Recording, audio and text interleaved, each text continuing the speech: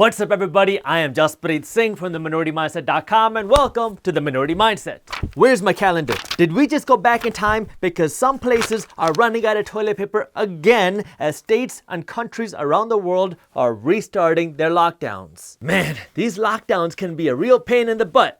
Literally, countries around Europe have been seeing an uptick in this virus, so they're bringing back their business restrictions and they are restarting their lockdowns. At this point, you might be thinking, I'm a proud American. Who cares what them Europeans are doing? Well, you, me, and everybody else watching this YouTube video live in a global economy. What happens in Europe affects what happens to your dollars in America. When countries in Europe started talking about new lockdowns, the stock market in America and around the globe tanked. The United States is in a recession, and a pretty bad one. Our economy runs on spending. If you're subscribed to our YouTube channel, you've heard me give this speech before, and if you're not subscribed to our channel, you should probably do that, but our economy depends on spending. It depends on people spending their money to buy stuff that businesses create in order for it to grow and function. When you go to the mall with your money, and then you find a shirt that you like, and you give the shop owner your money in exchange for a shirt, now, the shop owner, this business, has more money. When this business has more money, they can hire more people and create new product lines. And when they hire more people, now more people have jobs, which means more people have money to spend. And when more people have money to spend,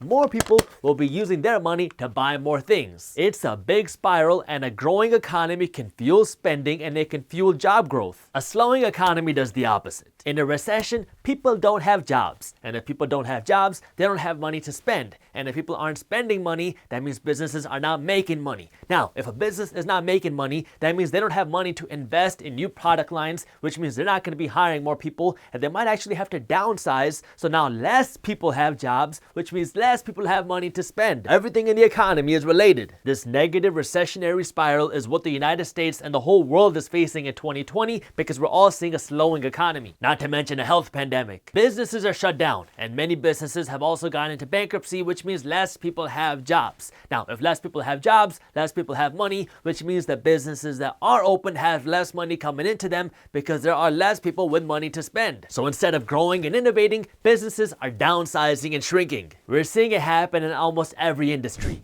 Airlines, retail, restaurants. When lockdowns happen in any part of the world, they hurt our economy. But they especially hurt our economy when they happen in Europe. In 2018, the European Union was the #1 buyer of our stuff made in America outside of America itself. And in 2018, that same year, the European Union was also the #2 supplier or seller of goods to America. If countries in Europe are hurting financially, they're not going to be able to buy as much stuff from us in America. They won't be able to produce the goods that we're buying in the United States, and their actions can influence ours. Look, the United States is facing their own economic battle within their borders. We have millions of Americans out of a job. We have millions of Americans on the verge of becoming homeless because of this eviction dilemma, and we have this whole stimulus plan crisis. Sticking with the health issue, which is the root cause of all these problems, there are 3 things that our economy is juggling right now: safely reopening the economy, a new potential vaccine, and potential lockdowns. You don't need to be a rocket scientist or a random guy on YouTube to understand that lockdowns hurt the economy. Who you calling random? Jasprit. If your mall is closed, you cannot walk into Gucci and give them your money. And if you only have $10 to your name,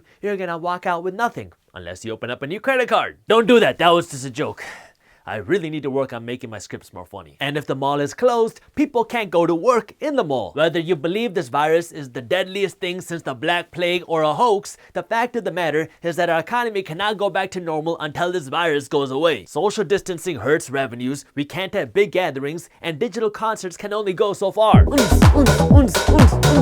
Okay, I'm bored. I'm gonna watch another episode of Friends. The reason talks about lockdowns are heating up again is because of what's happening in Europe and because the United States is in a weird inflection point. More than 200,000 people have died from this pandemic, and according to some experts, this is just the beginning. Winter is around the corner, and naturally during winter times, people get sick and the flu comes back, and so experts are worried that this could cause a spike in this pandemic numbers, which could make things worse. And to top it off, we have an election coming in November. Our response to this pandemic is going to depend on who's in the White House. If President Trump is reelected, our economy will probably stay open. If Joe Biden wins, then we could see a very different response. He first said that he would be in support of a full economic shutdown again if it was recommended, but then he walked that statement back and he said that he'd be supporting things like a shutdown, but not a full economic shutdown. So investors in Wall Street are holding their breath because nobody knows what's going to happen.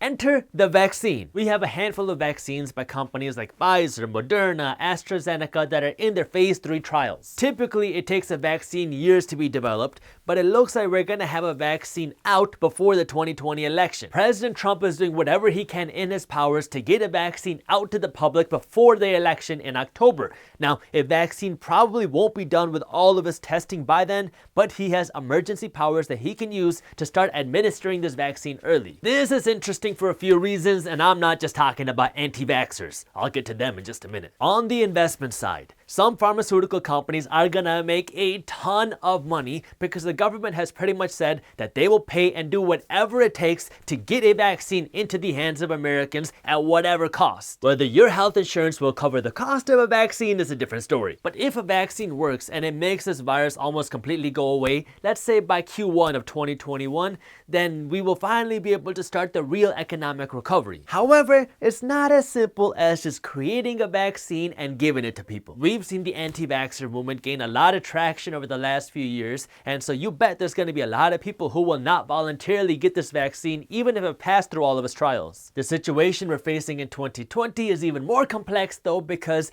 we're probably going to see a vaccine released before it finishes all of its trials. Lots of people are naturally scared because they don't want to be a guinea pig for a brand new vaccine. I hope the vaccine is safe and I hope it works because nobody wants people to get sick, and it's very important for our economy to recover. If it doesn't work, then we got some economic issues. For one, the stock market is betting that we're going to get a vaccine soon and that it's going to help the economy recover. And for two, let's talk worst case scenario. Let's say a vaccine is released early, but it doesn't work, or people start to get sick because of it. This is going to create a whole new wave of lawsuits. It's going to create a whole new wave of distrust in the pharma industry, and this could completely destroy the pharma industry. That's why lots of companies are taking it into their own hands, and they're saying that they are not going to submit a vaccine to the FDA until they know it's safe, because they don't want to risk being pressured to release a vaccine before they're ready. Do you see why everybody, Wall Street, the government, regular people are confused? We have a presidential election coming which could change whether or not we see more lockdowns. We have an economy hoping that a vaccine is going to come quickly and make this virus go away, and we have other countries around the world that are reinstating their lockdowns. So we're in a weird place, and I'm sorry I don't have more definite answers at the end of this video, but there's 3 things I want you to pay attention to when it comes to this pandemic and your money. You gotta pay attention to lockdowns, the election, and the vaccine. And if you are looking for an easy way to stay up to date on what is happening in the finance and business world, well, that's why we created the free Market Briefs newsletter, where our team first breaks down the top finance and business news, and then we show you how this news affects your wallet. That way you can be smart with your money. This Market Briefs newsletter is by Minority Mindset, and you can subscribe to our free newsletter by clicking the link up here or by clicking the link in the description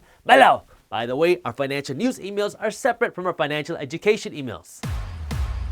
Thank you for watching. If you enjoyed this video, share it with one friend, that way we can help spread the word. If you want to learn more about what you should be buying during this 2020 crisis to help build wealth, I already made a video on it, and you can watch this video on YouTube by clicking this button right over here. Thank you for watching, and as always, keep hustling.